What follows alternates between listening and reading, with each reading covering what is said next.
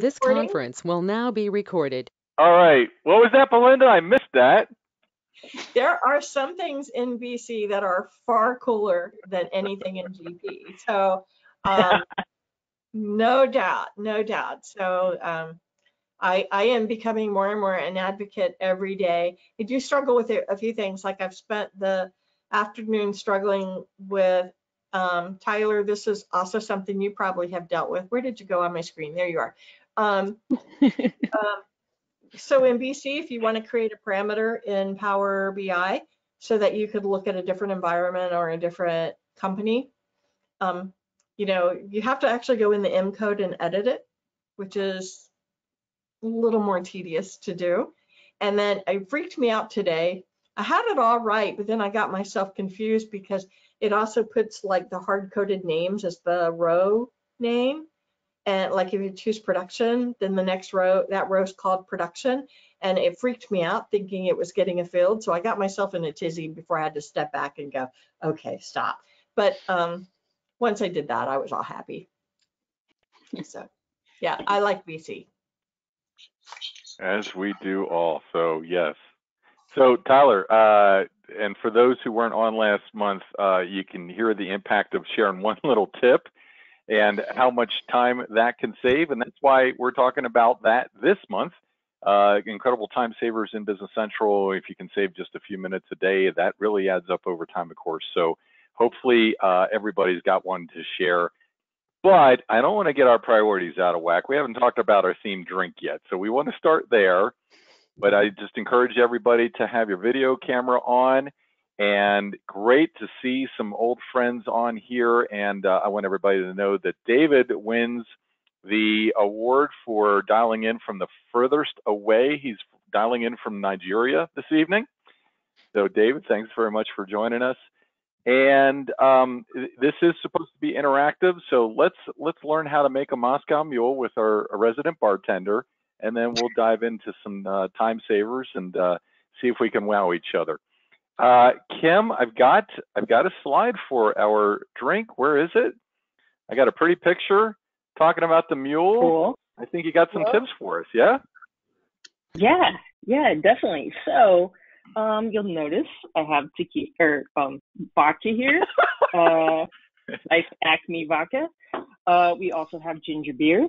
We have some lime wedges and some lime that we're going to use. So if hopefully everybody's got their drink already mixed, or you're going to mix it with me. But let's just go ahead and go through this. This is the only place that lets me bartend, and probably because I don't really know what 2 ounces is. I don't know. That looks good. It might be because you buy Acme vodka. Maybe. That could be part of it. Then it's, okay, so it's vodka, it's lime juice. It helps if you have some fresh lime juice, but I have not fresh lime juice, so we'll see how this tastes. So a little bit of that in there, maybe a tablespoon or something. I'm making as she's teaching me. I got my vodka ready. You got it ready? All right, cool. Yeah. Then we're going to put some ginger beer in here. I think it says 3 ounces. Maybe that's 3 ounces. But I don't know. It doesn't quite look full. Let's put a little more of that in there. Okay. And that is the bartending technique that I love, Kim. I know, right? Only certain friends will let me bartend for them. And then we're going to put a little lime in there. And then just a little bit of history about the drink itself. Does anybody know where it was invented? Or how it got invented? Moscow? Nope. So there's a couple of stories, and there's a couple of people that claim to have invented it. But basically, it kind of boils down to it happened sometime in the 40s, and there was a gentleman that owned a bar, Jack Morgan. He bought stock in Smirnoff vodka. He got a bunch of it, couldn't get anybody to drink it, because back in the 40s, not a lot of people drank vodka. And then the story gets a little murky from there. So one of the stories is that a bartender in his bar ordered a little bit too much ginger beer. And so they had the ginger beer, they had the vodka, and it was like, hey, let's clean out the basement. And they supposedly came up with this trick. Not entirely sure if that's true or not, but you know, you can find a lot of stuff on the internet. So the trivia question for today, or the Google challenge of the day, is let's see who can come up with one celebrity that the Moscow Mule is their drink of choice. And Mark will be happy to send you something, because I like volunteering Mark to send stuff. So that's the Moscow Mule. Cheers. Cheers. Cheers. Hey, can we have the second story about the Moscow Mule? I wish I had one now.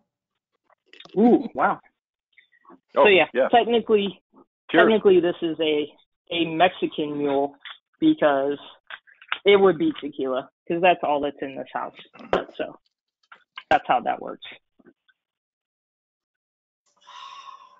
And then we have some variations there. Thank you, bartender Kim. Thank you. Ashton Kutcher. Beyonce. I'm thinking something older than that. Do you want people to put their guesses in chat, Kim? I'll just Google it. Yes. Lost your audio. Yeah. Let's do that. Put your answers in chat. Throw your answers in chat. And then let's dive into some time savers. And I'm going to call on Carrie first, and then everybody else jump in after that. But I'll remind you, we do a survey at the end. The person that contributes the best time saver is going to get one of these really nifty tie-dye shirts for your collection. So come up with a good one, and we'll vote on the end. Carrie, we got something on payment journal efficiency here. What can you tell us about this? I do. So I feel like I've been in accounts payable world lately. All of my customers are needing help with accounts payable, and this is one of my favorite tips. The screenshot on the left is one way that you can configure the payment journal, and the distinguishing factor between the one on the left and the one on the right is that the one on the left is summarized and the one on the right is not. Okay, this is not the efficiency tip, but this is showing you the two different choices that you have when you run this payment journal. And lots of people do it different ways for different reasons, but one of the biggest reasons is that people are moving away from using checks and they're sending things electronically. So they run things like they are on the left, because when we transmit the file to the bank, we transmit one line of data, and therefore we are only charged for one transaction. But the complaint that people have is that when they run it in a summarized way, they can't see the detail behind what's being paid. So the person who complains about this most often is the person who's approving the payment run, because they just don't want to blanket approve a total payment without knowing what's behind it. So I see people do a bunch of different things. Some people will run an accounts payable and put that paper on their desk, and they can use a highlighter and send it back to them, and then they configure. Tyler's nodding his head. He's seen this before.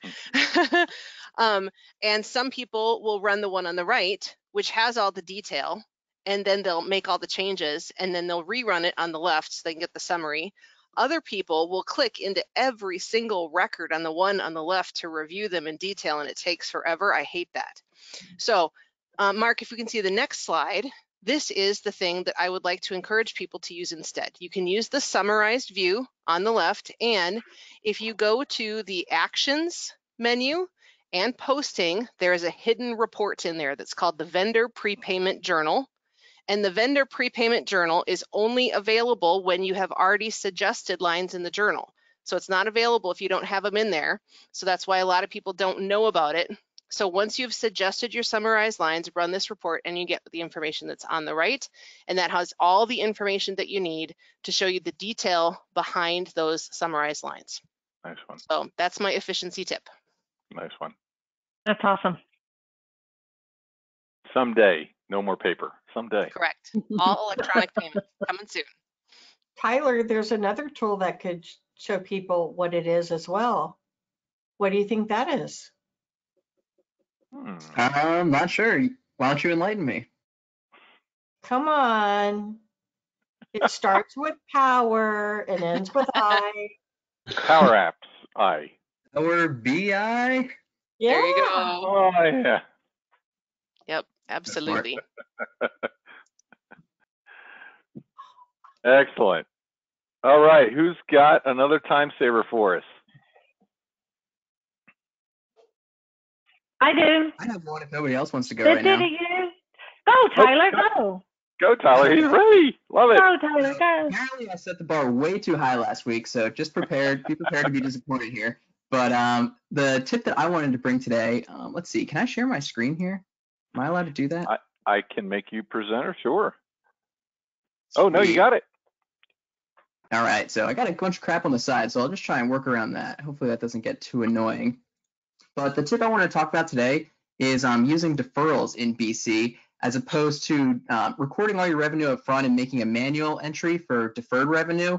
BC has the capability to actually set up those deferral schedules for you, and it's not part of the basic package, so you might have to do a little bit of configuration to get that working, but I'm going to show you a little bit how that works here.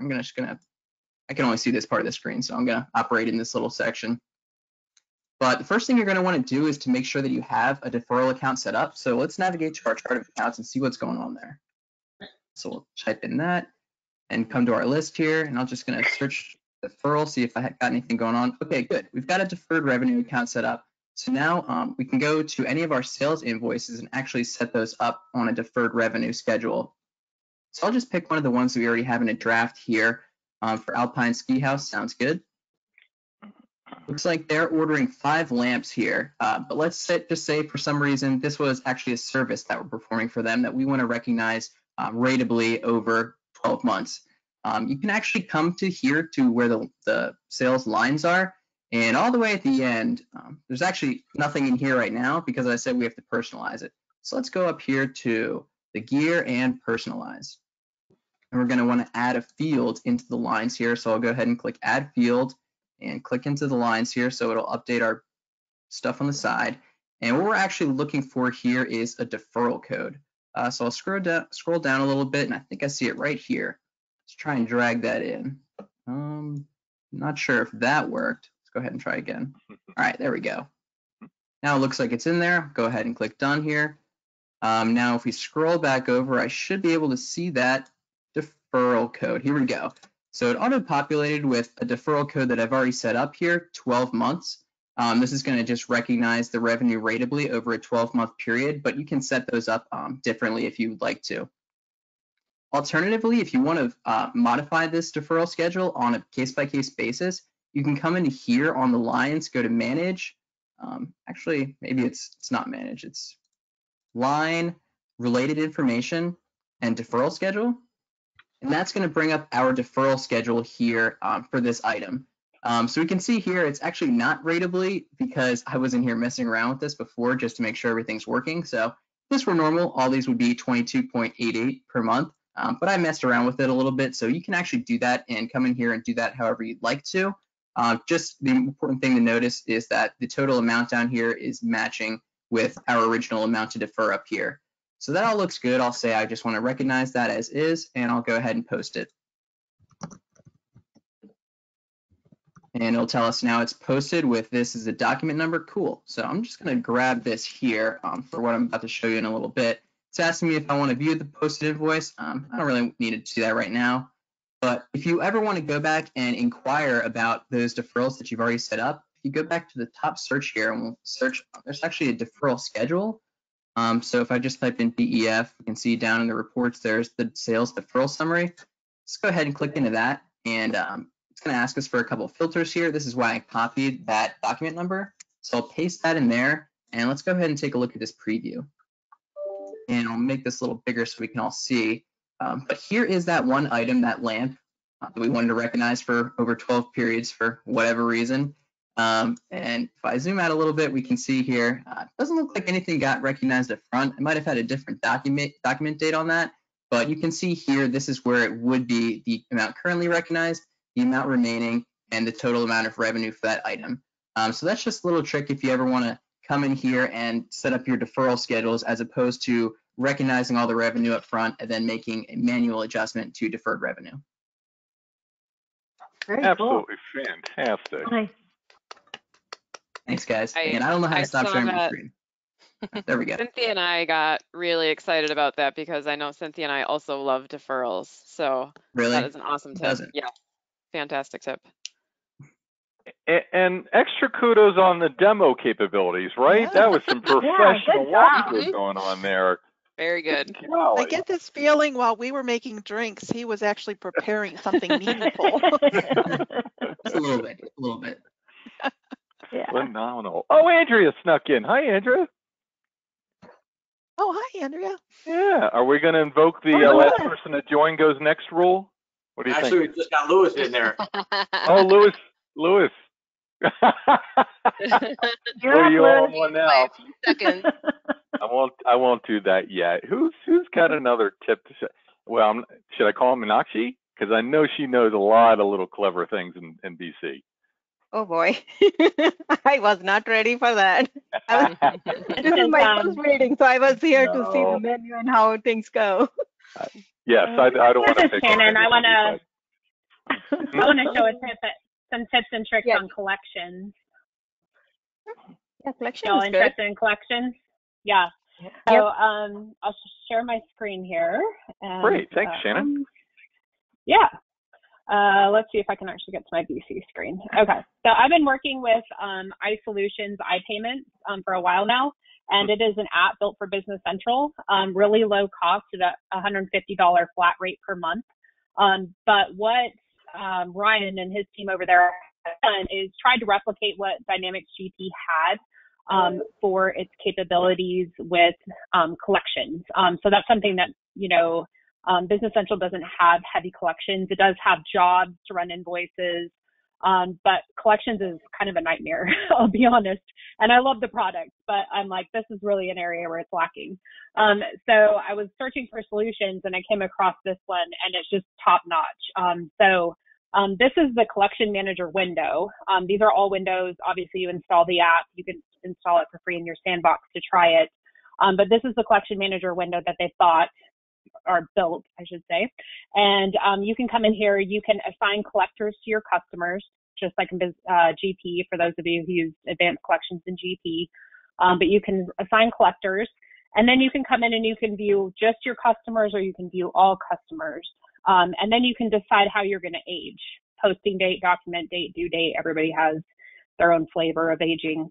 But you can come in here and age. And then over here, you can actually come out and see, because I'm running all customers, I can see my outstanding aging from here and drill into it. Really cool.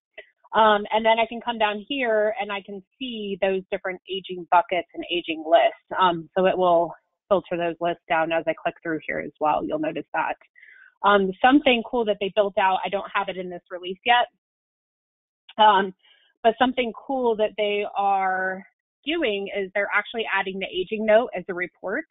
So you'll notice over here in these columns, you have payment terms, you have credit limit, you have collector. The next column in the new release is going to be collection notes. And you can determine in the settings, do I want to see the last collection note or do I want to see all collection notes? So then the users can come out here and either print that or push that to Excel, and they'll be able to see the collection notes on their AR aging, which is awesome. Another thing that they're building is automated reminders with letters or notes or phone calls or all those different pieces. Because they are iPayment solutions, they also have the capability to pay via ACH or credit card directly in Business Central. So you can be on an invoice, do collections. Customers like, hey, I'm going to mail you a check. You're like, nope, just give me your routing and account number now. You can pay me right over the phone and I can receive that payment, or you can do a credit card. You can also create cash receipts right from collections. So you need to, go ahead and create that cash receipt. You can actually go ahead and do that. Of course, I don't have setup done in this company, but you can create that cash receipt. You can send emails. You can view the ledgers. So there's a lot of cool things that they're doing in here. And then obviously heavy on collection notes where you can add multiple notes with multiple actions. So for your customers, when you're going into demo across, NetSuite, Acumatica, Intact, some of those do have really advanced collections. This is definitely a product to bring to the table. $150 a month is like chump change compared to NetSuite. And you can come in here and just wow them with collections. So I'll put the link to their site in here and to App Source where you can get the app for free, but this is like a huge time saver for the AR function. That's an easy thing to show an ROI on as well, because if you could say, if we could reduce your AR by 0.5% every month, what is your AR right now? What's 0.5%? I guarantee you it's worth more than $150. Oh yeah, absolutely. And they also have for an extra $100 a month, you can give your customers portal access as well, where they can go into a portal, self-service, pull the invoices, do their payments, do all that kind of stuff. So huge ROI and savings. And I don't see the competitors coming, to market with something that's affordable. So there's another one out there that's been out there for 10 years. Through Nav add-ons? Yep, Nav add-ons has had collection management and collection management plus AR email automation. So it's been out there since Nav probably 5, I think, actually. 5, yeah. I was going to say Nav 5. Yeah, and there's a BC version. I just bought it for a customer who was looking for, because of the chargeback facility, the ability to charge back. People take deductions, so they have a chargeback utility in there. So it's nice. Yeah, you can also do chargebacks in here as well. Yeah, probably similar capabilities. I feel like this product is building specifically for the GP users who had that functionality and were to replicate what's in GP. But yeah, it's awesome to see these collection It's add-ons. nice to see these vendors filling the gap, right? Yeah, that Microsoft has left for us. This is one of those vendors that I can go to and be like, hey, this is missing. How soon can you add it? And literally the next day they're emailing me screenshots like, is this exactly what you're looking for? And you're like, bingo. Nice. This is what I needed. So we're not waiting on Microsoft ideas. We're actually getting things done. So. Uh-oh. Are you picking on Microsoft now? Andrea, did you have a question? I did, thank you. So forgive a non-finance person's rookie question. So it sounds appealing. Is this, so we use ChargeLogic, would this be seen as a competitive product or does it work in conjunction with that, or any insight would be nice. Yeah, I think, am I on mute? No, okay, just making sure. I talk to myself a lot. No, it is very competitive with ChargeLogic, with, oh gosh, what's the one that's out in California? Century Business, Notice. There's a lot of different competitors out there. You can use their collection module with just the collection module for $100 a month. If you want the payment piece, then you add that additional per month. But if you don't want the payment piece, you can keep using whatever you use. So it's not at all one size fits all. However, the payment piece is really affordable. And if I remember, is this correct? Like this one does not cover the deduction piece. It's only for the collections. So if you want the deduction piece, you have to buy it separately or they don't have it. By deductions, you mean chargebacks? Chargebacks and yeah, all kind of deductions. Because I remember I started using it about 9 years ago or so for a client, and that was one of the bigger complaints they had. Like we can do deductions on it when this is brand new. It's less than a year old, so this is not the same product, and it can do chargebacks and deductions. So, okay, that's good to know. Thank you. Refunds, all that kind of. Yeah, refunds is what I was thinking. Yep. Okay. Yeah, that's good to know. Thank you. Excellent. Thanks, Shannon. Appreciate you jumping in like that. Who else has got a nice time saver?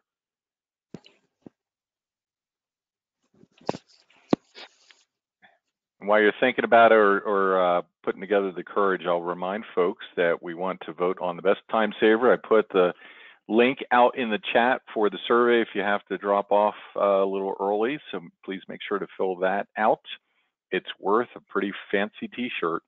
And I'll also let you know that we have the next Mix It Up scheduled at the end of September. So we're actually going to have the current month in the actual month rather than having August in September. So we've got the next one in September. Hopefully you followed all that.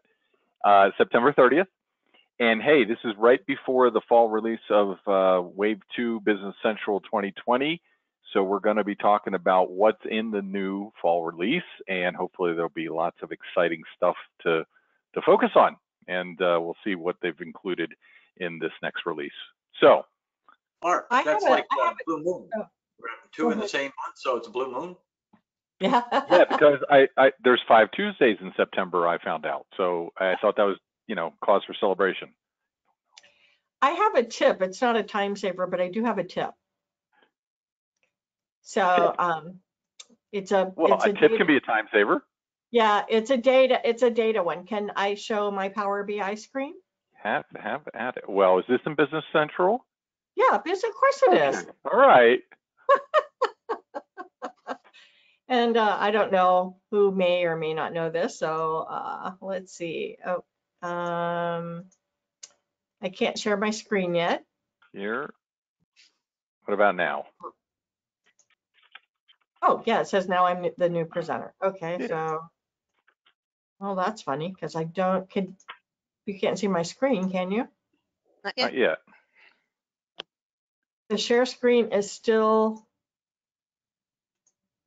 let me go to, the button on share screen still has a line through it. Want to try again? Yeah, try again. All right. That was funny because it said up at the top, oh, it says Mark Rhodes is now, okay. It said I was now the presenter, but that was really funny. Okay. Here it comes again. All right. I'll be There you patient. I've got this line, but it's, oh, there we go. Got it. I have all kinds of tips after Kim and I did our thing last week, but okay. So one of the things I wanted to show you, and this was something that some of the more hardcore of you that have been around a while actually already know. So I'm going to go ahead and connect to the Business Central service, is that some of the tables that have headers or have relationships, you can get to both of them within a single query. And I'll show you what I mean by that. But you have to set up a web service for both of them. So I'm going to go into customers and select my customer. I have a web service set up here for customers. This is the one I'm going to get, but I also have one set up, and I might as well get it to show the difference, for salespeople. There we go. So I'm going to go ahead and go to transform data and load the query editor. And this was something that was funny because I thought that once you set up customer that everyone would be able to get in, but in customers, at the very end, I have a salesperson code link. If you do not have a web service set up for the salesperson, you're not going to see this. So you need to make sure if you want to show this to someone that you have this link set up. And so let me come in really quickly, and I have too many columns. So I'm going to just narrow this down real fast. Customer,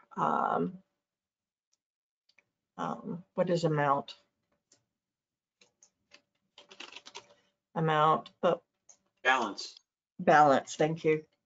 Still learning that. Okay, so I got balance. I don't know the difference between those two, but salesperson code, and I'm going to get the salesperson link. Okay, so now I only have a few.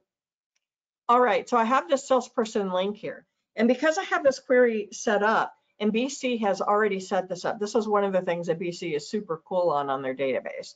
I get this name makes me crazy that they use no over and over for all kinds of different things, but this one I love. So the link is already there, and since I have the salesperson one set up, and I just opened this up so you could see, it has 6 columns in it, including the name and the commission percent, is which I'm interested in. If I come in here and expand on this, I have all of those fields because I have that link. So I don't have to make 2 connections. I can make 1 connection and create 1 data query. So I'm just going to uncheck to use the prefix name. Otherwise, it would be called salesperson _code _link dot code as like the name. Now I already have salesperson code out there, but when I expand that now, it has both of the, wherever there's a salesperson, I can see the code again. So I don't necessarily need to get it again. So if all I want is the name and the commission percent, then I can just use both of those. So that is something that I find super cool, because instead of having to go through and create 2 queries and then maybe even trying to pen them together or do something like that, I have this set right here, or merge them together. So I love that feature, and I just think that's super cool. But the one big tip is, in order to do that, you do have to have the web server set up for the salesperson as well. Otherwise, they won't, and it doesn't even matter what it's called. Otherwise, it wouldn't work for you. And then one last thing here, if you change this commission percent to be a percent, it's going to look very wonky. So all you have to do then, because it goes from 5 to 500, and that's not the commission percent. If it was, we'd all get jobs there. So I'm going to go to transform instead, and then just do standard math and divide that by 100. And now it's set to 5%. So now I could come in and actually create like the commission due, the commission amount rather, which would be the balance times the commission percent. So that's just a little something that's there. You can see that's it for me. I just wanted to show you that link that's out there because that's really cool. That could save you some time. It might wreak a little bit of havoc with you if you were trying to,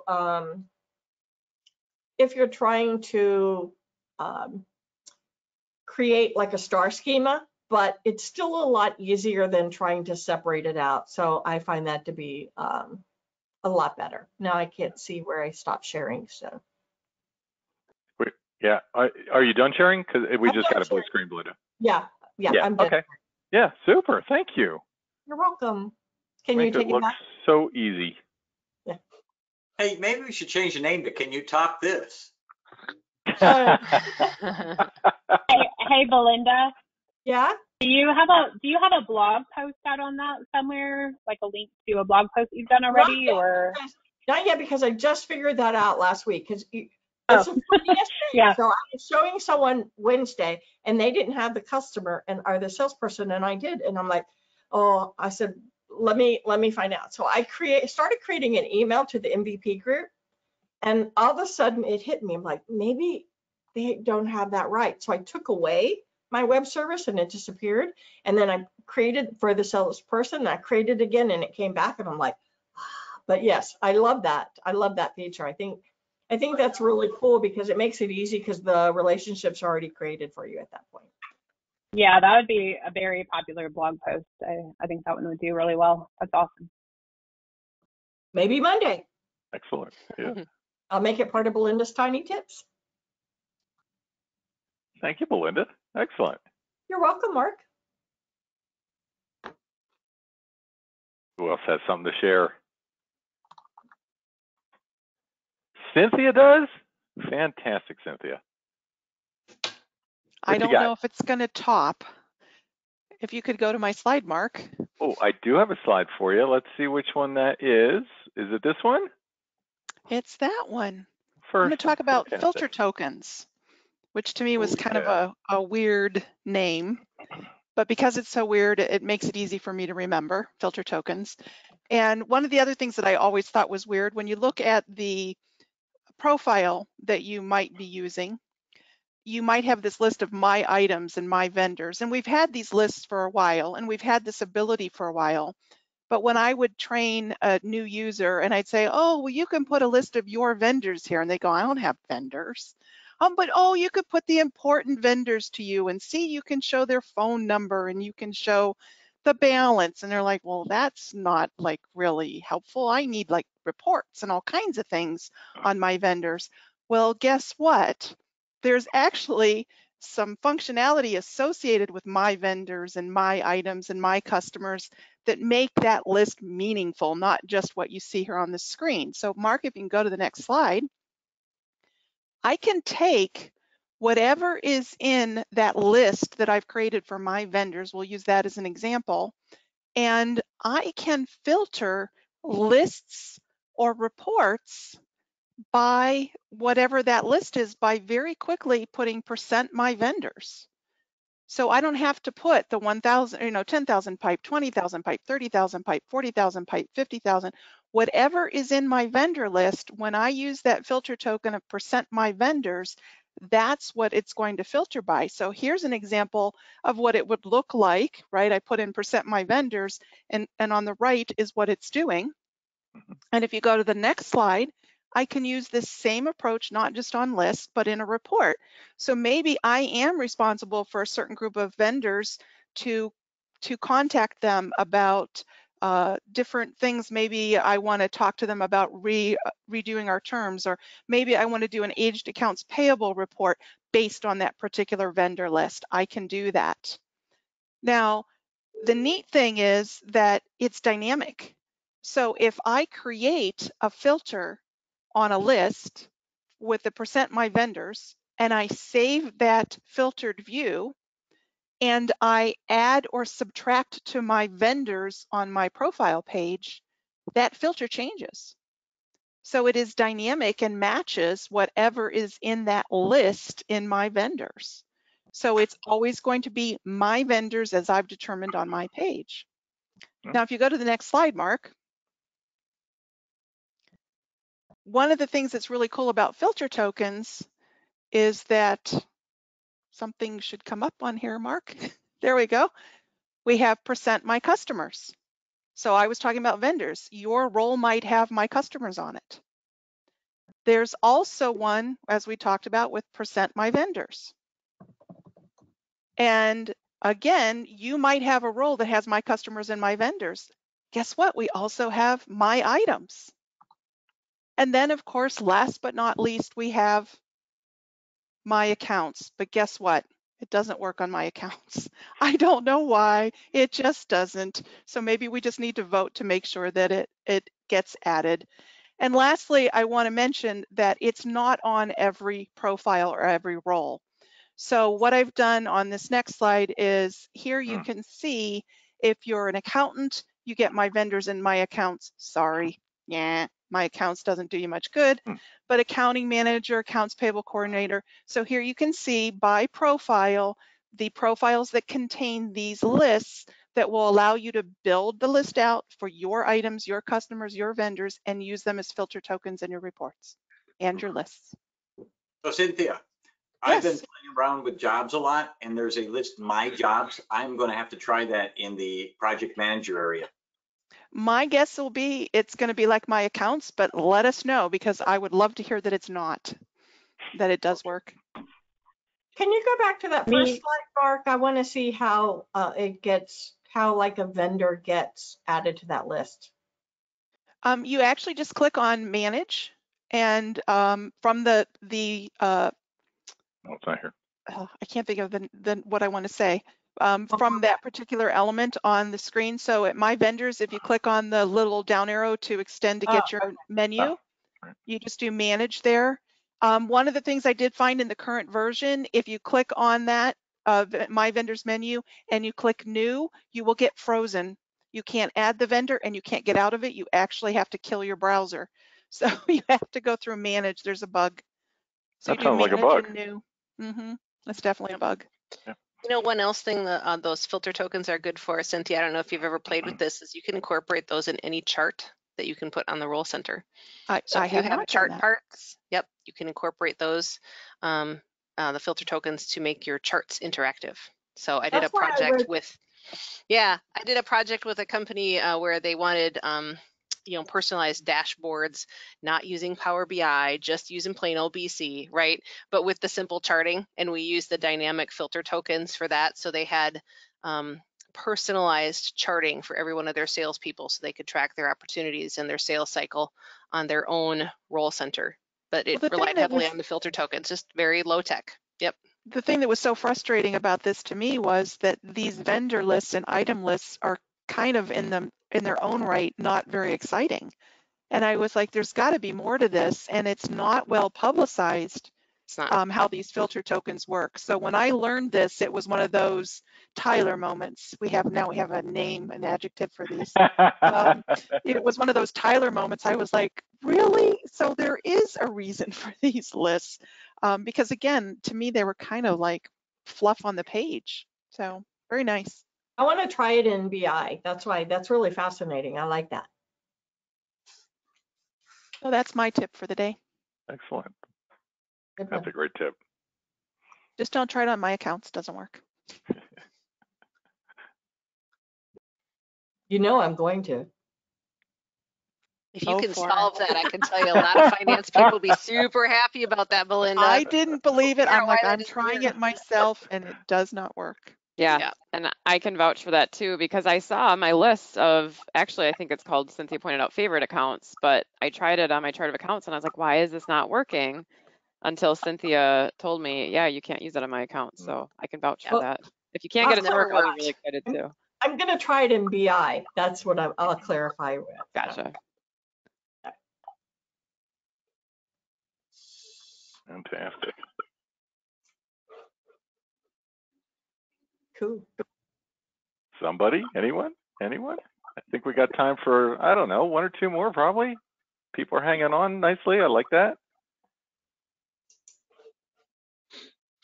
Kim, is there anything that we did together that you would want to share? No, I mean, I think you shared, like, that was huge to be able to pull all of that into one query, because that's, I mean, No, from a data perspective, that's huge. Yeah, I meant from our Power Up. Mm-hmm. Yeah.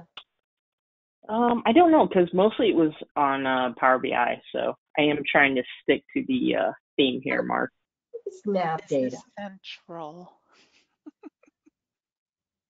I mean, I will say, so one of the things I found this week, so I'll throw this one out there, is how many people know about how to find the last error that you got in BC? Cynthia just showed me this yesterday. Yeah, this is like huge. So the backstory of this is, you know how when you have full warehousing turned on, a lot of times you'll go to try and create a shipment and then you get that error that says 0 out of 1 documents was created, right? Steve's nodding. And you're like, what is it? So, you know, you have to go down, like, I'm checking, is my inventory available? You know, there's all these places where you check. Do I already have it on a shipment? Do I have it on a pick? So it can take about 15 minutes to go through this whole checklist. And then I remembered that you can go to the help button on the screen. So up by your profile, you'll see the little, click on that, you go to help, and then you click on last known error, and it will give you the detail. So I figured out that I didn't have a posting group set up right in Kronos. So it was like, oh, I could have saved myself 15 minutes if I would have remembered that. So just a handy little trick. That's nice. And Kim, I bet you don't forget it again. Nope, never. That's cool. Fantastic.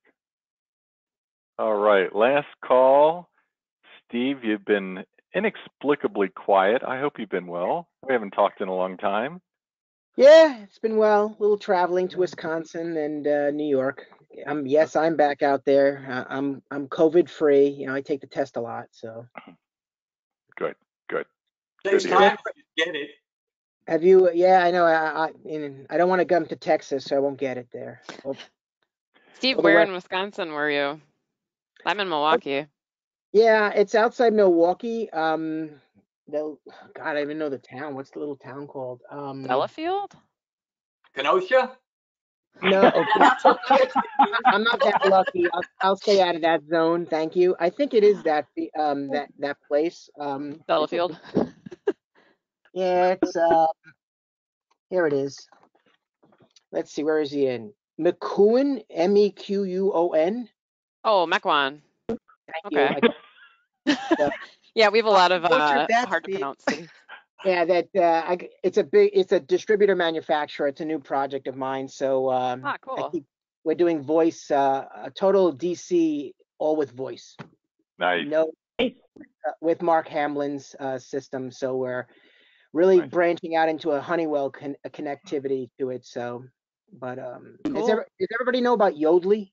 I'm assuming everybody on the call. I'm sure a lot of people will shake their head. Yes, I know Yodlee.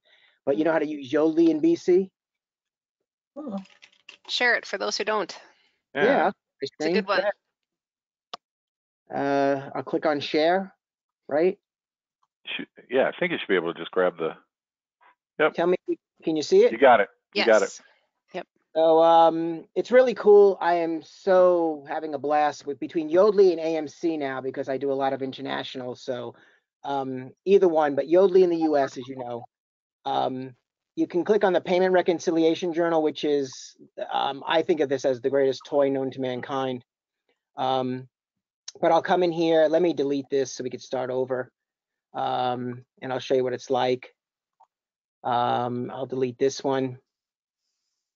So you come in here and it's the payment reconciliation. So everybody, we all live with the bank rec for many years. And for those of you from GP, you're new to this, but in the past, bank recs were basically you've got your checks and maybe an ACH. And yes, you can do the NACHA export format, to integrate. But with Yodlee, you can download your bank statement every day you want, and it'll tell you what doesn't reconcile, and you can produce and you can actually post your missing entries right then and there.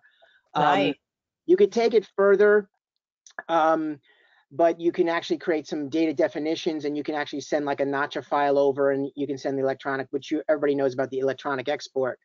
But here I can go into process, import bank, and I've got two banks. One is City National, which is a US bank, as you know. This one is AMC, with actually I can make payments from it, send a file to and from, and this one is Yodlee. But with Yodlee, I can just pick a day and time, click a button. It's free, totally. No money. I know it's a special word we're all living with, but free, the word free, with BC. So you just go in and it brings in all your payment lines. It matches up ones that it finds. It says it's got a confidence level, high, low, medium, as you can, that comes out. And it basically will tell you what it thinks it matches to. You can see the applies entries. It will do the application for you when I post. It'll tell you everything that it's matching to. For anything that it gives you all the detail of who's pulling the money and where it's coming from. And then if you're missing all the GL, you can post the GL accounts here for the offsets, if in case you never did the entry. You can always go the long way and go back and do the entry as if you should have, in other ways, the payment journal, but there's no reason to here. Especially I can match it up to my vendor and do a matching process right here on the line. I love it. I showed this, I've been showing this to people, and they are really appreciative of this little toy. And I think of it as a huge toy that we didn't have before, obviously available to us. And yes, AMC also does the same thing, where you can bring in the bank, but in addition, on the AMC side, you can actually send out payments automatically. So there's the NACHA side, which we all have to, like Wells Fargo, Citibank, and Bank of America, which you create your NACHA file for, and you click on the payment journal, click export. But in addition, you can do it through automation using AMC. But I do agree with what was said earlier on the whole notion of the banking, the payments. There in the future, I'm expecting. I'm not sure if Microsoft's going to do it or if it's going to just come out as an app. But the ability to take payment files and actually send them to people like Hyperwallet, Bill.com, Payoneer, which are the third-party companies that pay the bills for companies now, and it's becoming a really big request as new people who join the BC and the NAV BC world. Tons of people are requesting that they just don't do checks anymore, or even the ACH wires. They just want to send it to a payment processing house now. Steve, I guess the cost is much low. Yeah, so what's interesting is it made me think too that one of the things that we need to mention is that Microsoft keeps warning ISVs, or these partners that create these apps to fill the gap, that if they think there's a super high demand for this, chances are Microsoft has it on their radar. So it'll be curious to see whether Microsoft's alignment is aligned with what we think is super high demand, right? And whether it's on their radar or not. Very true. I can definitely tell you Wave 2 is going to be fun. I saw a little bit of Wave 2 already. There's some cool toys in there on the purchase order or purchase invoice side. So I think for manufacturers and service industry. So cool. That's on my agenda for next week. If it brings it down and allows you to reconcile daily, and if everybody is entering in their work every day, then in theory, you should be able to have your financial statements in 2 to 3 business days. Yeah, I mean, this process is becoming, the company I'm working with is so excited about this. I mean, granted, they do so much volume on the check processing side and the deposit processing side for the customers to make the bill pays. But they needed this like there's no tomorrow. And the BC gave them such a, and they were coming off QuickBooks. So they were so excited with a lot of the integrations that come with BC and a lot of the simplicity regarding doing bank reconciliation and just general intercompany and things like that. Well, it's exciting to hear somebody coming off of QuickBooks excited about BC. Usually we hear the complaints.